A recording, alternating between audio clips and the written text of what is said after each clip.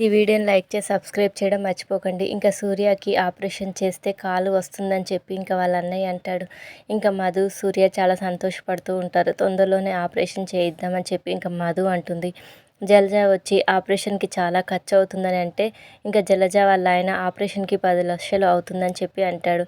జలజ ఇక ఆపరేషన్ అవ్వదని అంటుంది. అంత డబ్బు ఎక్కడి నుంచి తీసుకొస్తావు? మీ అమ్మా నాన్నని అడుగుతావా, మహాలక్ష్మిని అడుగుతావా అని చెప్పి అంటుంది. ఇంకా మధు, వాళ్ళని ఎందుకు అడుగుతాను, మా నాన్ననో సీతనో అడుగుతాను. వాళ్ళు పరాయి వాళ్ళు కాదు, మన మీద ప్రేమ ఉన్నవాళ్ళు. సీత నా కోసం ఏమైనా చేస్తుంది అని చెప్పి మధు అంటుంది. ఇంకా సూర్య అయినా సరే వద్దు అని అంటాడు. ఇంకా మధు, సూర్య సీతకి మనం అన్న, మన ప్రేమ అన్న చాలా ఇష్టం. అది తలుచుకుంటే ఏమైనా చేస్తుంది. నువ్వు ఒప్పుకో అని చెప్పి మధు అంటుంది. ఇంకా సూర్య వాళ్ళ అన్నయ్య వారం రోజుల్లో ఆపరేషన్ చేయాలంట మధు అని చెప్పి చెప్తాడు. ఇంకా మధు, ఏం చేద్దాం బావగారు, సీత నా కోసం ఏమైనా చేస్తుంది అని అంటే ఇంకా జలజ, ఈ సూర్య ఎలా నడుస్తాడో ఆ సీత ఎలా డబ్బిస్తుందో నేను చూస్తానని చెప్పి అనుకుంటుంది. ఇంకా ఉదయం మహాలక్ష్మి అర్చనని జాగింగ్ డ్రెస్ వేసుకొని ఇంకా ఇద్దరు జాగింగ్ చేస్తూ ఉంటారు. సీత కూరగాయలు తీసుకొని వచ్చి ఇద్దరిని వింతగా చూస్తూ ఉంటుంది. ఎవరు మీరు, మా వీధికి కొత్తగా వచ్చారా అని అంటుంది.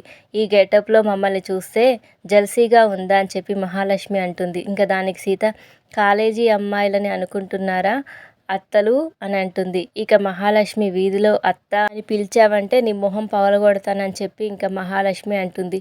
నిన్ను ఎవరు గౌరవించరని మాకు పెట్టినట్లు నీకు సంస్కారం పెట్టరని మహాలక్ష్మి అంటుంది. ఇంకా దానికి సీత, మీతోనే నేను సెల్యూట్ కొట్టించుకుంటాను, అందుకు రేపే ముహూర్తం పెట్టానని చెప్పి అంటుంది. ఇంట్లో అందరితో రేపు సెల్యూట్ కొట్టించుకుంటానని చెప్పి ఇంకా సీత అంటుంది. ఇంకా మహాలక్ష్మి ఇంటికి వచ్చి అందరినీ పిలిచి, సీత మమ్మల్ని వీధిలో తిరగనిచ్చేలాగా లేదు, తమకి నమస్కారం పెడితే తను మాత్రం హేళనగా మాట్లాడింది, రేపు అందరితో సెల్యూట్ కొట్టించుకుంటానని చెప్పింది అని చెప్పి ఇంట్లో వాళ్ళకి చెప్తూ ఉంటే ఇంకా రామ్ ఇంట్లో వాళ్ళు సీత సరదాగా అని ఉంటుందని అంటారు. సీత ఏదో ప్లాన్ చేసిందని సీత సెల్యూట్ చేయడం కంటే సిగ్గు చేయట్లేదని ఇంకా అర్చన అంటుంది.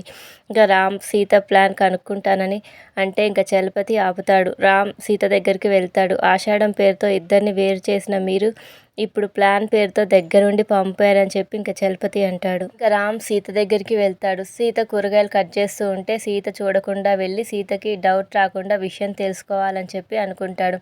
ఇంకా రామ్ ప్రేమగా మాట్లాడతాడు. ఇంకా ప్లాన్ కనిపెట్టడానికే రామ్ వచ్చాడని కాసేపు రామ్తో ఆడుకుంటుంది సీత.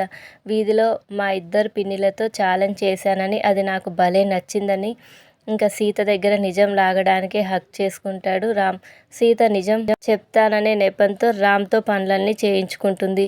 కూరగాయలు కట్ చేయిస్తుంది, బట్టలు మడత పెడుతుంది, అంట్లు తోమిస్తుంది. ఇంకా అన్ని పనులు చేసిన రామ్ ప్లాన్ చెప్పమంటే రేపు చెప్తా వెళ్ళు, నీ ప్లాన్ నాకు తెలుసని పంపేస్తుంది.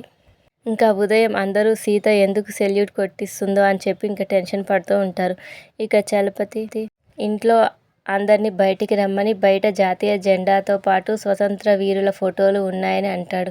ఇంకా రామ్ ఈరోజు ఆగస్టు 15 అని అంటాడు. ఇక కాలనీ జనాలు కూడా ఇంటి ముందు ఉన్నారని చెప్పి ఇంకా చలపతి అందరినీ బయటకు పిలుస్తాడు. ఇంకా అందరూ అది మహా ప్లాన్ అనుకొని పొగుడుతూ ఉంటారు. దీని అంతటికి సీతే కారణమని, సీత సెల్యూట్ కొట్టాలని చెప్పి ఇంకా చలపతి అంటాడు.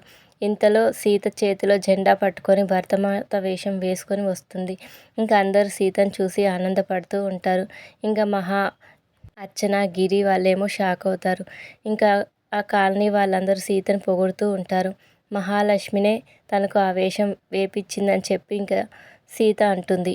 మహాలక్ష్మి గారికి అణువణువున దేశభక్తి బొంకి పొర్లిపోతుందని చెప్పి ఇంకా అక్కడ వాళ్ళు అనుకుంటూ ఉంటారు. Thank you for watching. Please subscribe my channel.